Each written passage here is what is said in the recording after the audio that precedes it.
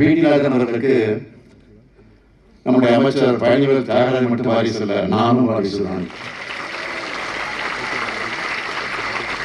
திராவிட வாரிசுகள் இருக்கிறவங்களா திராவிட வாரிசுகள்.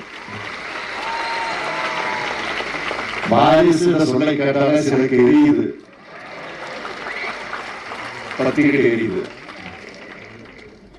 அவங்களுக்கு எரியிட்டு தான் திரும்ப திரும்ப சொல்லிவிட்டுருக்கோம்.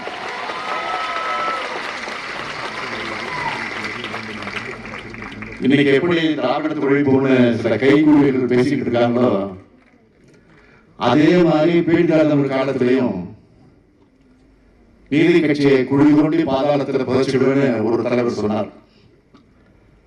ஆனா பி.டி. ராஜனுடைய தொடர்ச்சியா பண்பாளர் பழனிவேல் ராஜன் அவர் வந்தார். இப்போ பழனிவேல் தியாகராஜன் நம்ம கூட இருக்கார்.